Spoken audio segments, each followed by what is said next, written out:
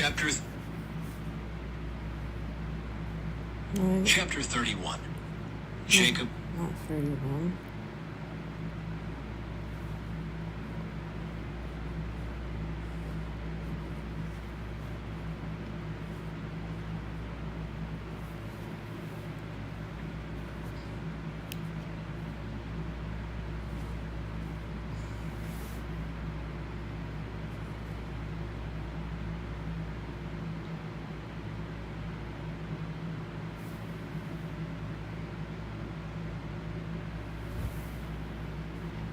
Chapter 32. As Jacob started on his way again, angels of God came to meet him. When Jacob saw them, he exclaimed, "This is God's camp." So he named the place Mahanaim. Jacob sends gifts to Esau. Then Jacob sent messengers ahead to his brother Esau, who is living in the region of Seir in the land of Edom. He told them, "Give this message to my master Esau. Humble greetings from your servant Jacob. Until now I have been living with Uncle Laban, and now I own cattle, donkeys, flocks of sheep and goats, and many servants, both men and women. I have sent these messengers to inform my lord of my coming, hoping that you will be friendly to me." After delivering the message, the messengers returned to Jacob and reported, "We met your brother Esau, and he is already on his way to meet you with an army of 400 men. Jacob was terrified at the news. He divided his household, along with the flocks and herds and camels, into two groups. He thought, if Esau meets one group and attacks it, perhaps the other group can escape.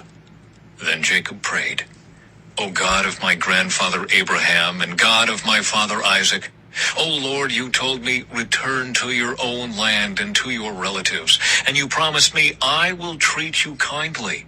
I am not worthy of all the unfailing love and faithfulness you have shown to me, your servant. When I left home and crossed the Jordan River, I owned nothing except a walking stick. Now my household fills 2 large camps. O Lord, please rescue me from the hand of my brother Esau. I am afraid that he is coming to attack me, along with my wives and children. But you promised me, I will surely treat you kindly, and I will multiply your descendants until they become as numerous as the sands along the seashore, too many to count." Jacob stayed where he was for the night. Then he selected these gifts from his possessions to present to his brother Esau: 200 female goats, 20 male goats, 200 ewes, 20 rams, 30 female camels with their young, 40 cows, 10 bulls, 20 female donkeys, and 10 male donkeys. He divided these animals into herds and assigned each to different servants. Then he told his servants, "Go ahead of me with the animals, but keep some distance between the herds." He gave these instructions to the men leading the first group: "When my brother Esau meets you, he will ask, 'Whose servants are you? Where are you going? Who owns these animals?' You must reply, 'They belong to your servant Jacob, but they are a gift for his master Esau. Look, he is coming right behind us.'" Jacob gave the same instructions to the second and third herdsmen, and to all who followed behind the herds. "You must say the same thing to Esau when you meet him. And be sure to say, 'Look, your servant Jacob is right behind us.'"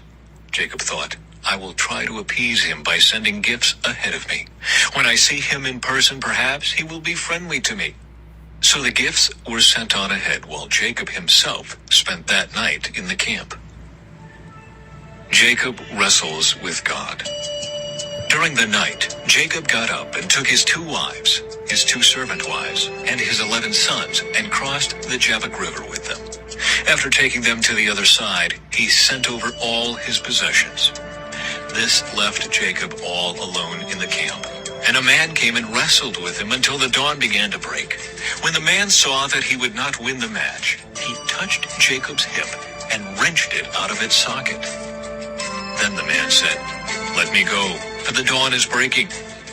But Jacob said, "I will not let you go unless you bless me." "What is your name?" the man asked. He replied, "Jacob." "Your name will no longer be Jacob," the man told him. "From now on you will be called Israel, because you have fought with God and with men, and have won." "Please tell me your name," Jacob said. "Why do you want to know my name?" the man replied. Then he blessed Jacob there. Jacob named the place Peniel, which means face of God, for he said, "I have seen God face to face, yet my life has been spared." The sun was rising as Jacob left Peniel, and he was limping because of the injury to his hip. Even today, the people of Israel don't eat the tendon near the hip socket because of what happened that night when the man strained the tendon of Jacob's hip.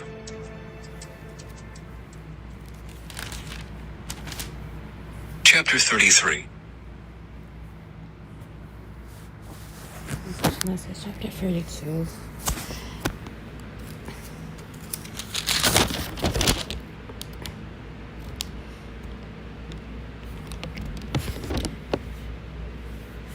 Genesis chapter 32, verse 1. Because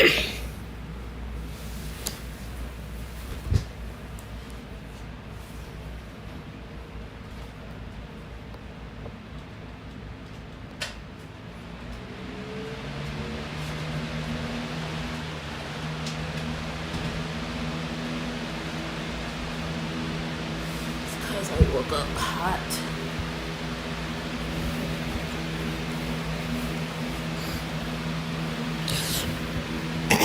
People said it's cold on here, but it's the same temperature as in Pennsylvania.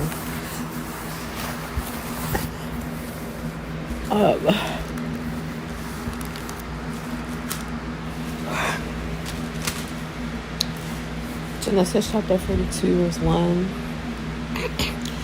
Why did the angels of God meet Jacob? Angels intervene in human situations many times throughout the Bible. Although angels will sometimes appear in human form, these angels must have looked different for Jacob, recognizing them at once. The reason these angels met Jacob is unclear, but because of their visit, Jacob knew God was with him.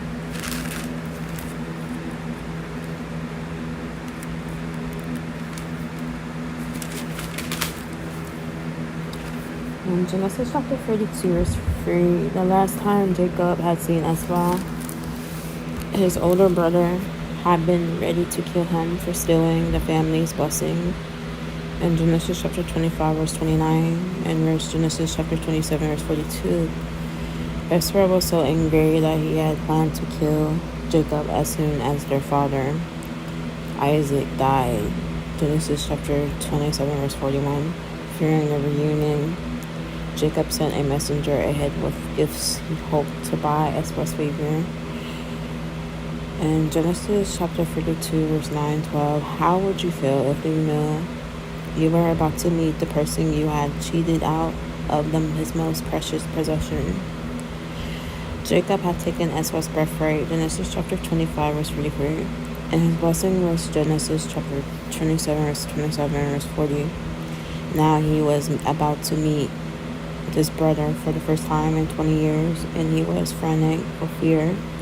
He collected his thoughts, however, and decided to pray.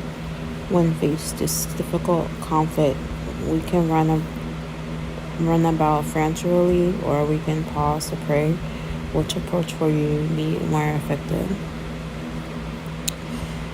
Genesis chapter 32, verse 26. Jacob continued this rescuing match all night just to be blessed. He was persistent, and God encourages persistence in all areas of our lives, including the spiritual. Where in your spiritual life do you need more persistence? Strong character develops as you struggle through tough conditions.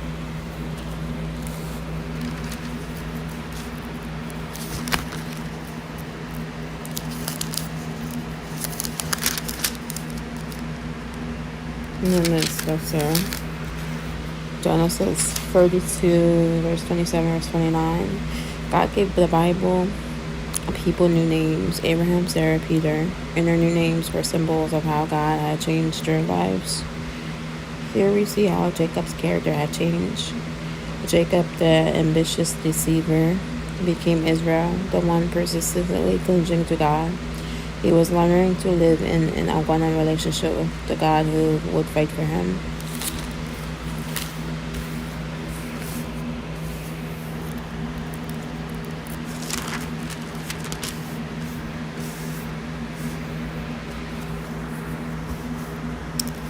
And then it has a little article about Leah. Um, it says Leah lived in a blunt and painful world. She observed it with sad eyes. Women in her day were considered property. Daughters were traded by their fathers in business deals. Leah's father, Laban, gave her to a man who did not love her. Perhaps it would be more fair to say that Jacob didn't love her as much as he loved her younger sister, Rachel. But God loved her. Leah apparently could not see very well, but her sister looked great. In fact, Jacob agreed to work 7 years for Rachel, hand in marriage. Jacob kept his end of the contract, but Laban deceived his future son-in-law. He substituted Leah for Rachel under the wedding veil. By the time Jacob knew a switch had been made, he was already married, and Laban excused his deception by citing a local custom that a younger daughter could not marry ahead of an older one. After a work, and although Leah was not his first choice, Jacob accepted her as his wife. Leah revealed how she felt toward Jacob in the name she gave their first son, Reuben. The name expressed her desire to be noticed by her husband. Because Leah and Rachel competed for Jacob's attention in the family and constant friction, they measured their worth against each other by their ability to bear children. And Leah was winning the fertility contest handily when Rachel died while bearing her second child, Benjamin.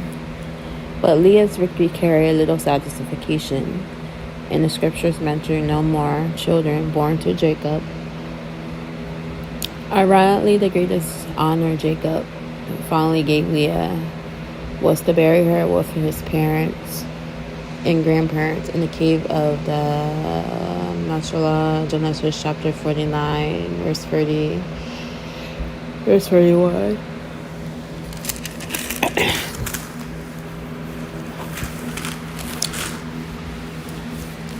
How do we respond when life seems to set against us? When we fail to live at peace with the important people in our lives, we leave a tragic legacy. Although God loved Leah, we are not told of her response to him.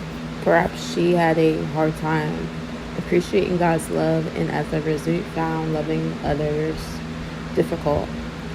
When we struggle to love others, we can be helped by reflecting on the fact that God loves us. If God doesn't free us, we need to think again.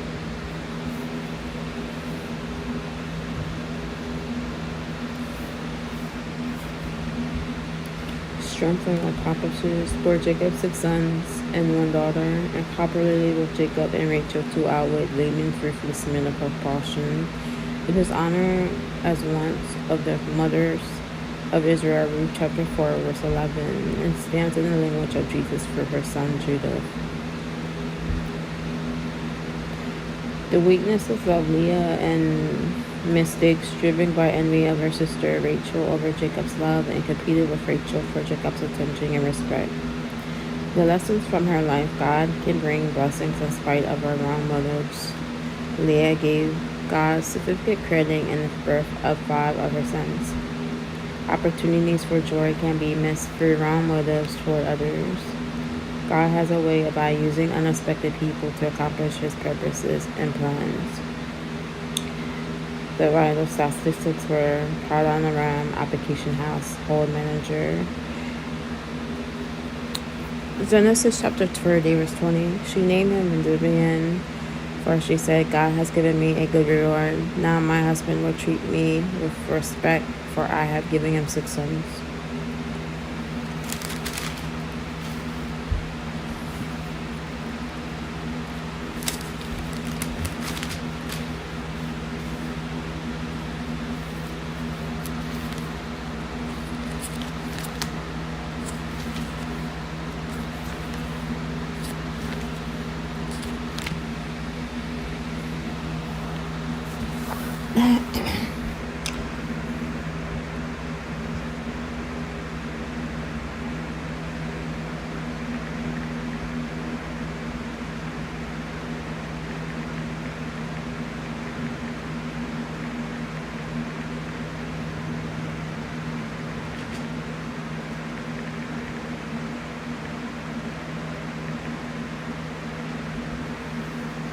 This is Genesis 32.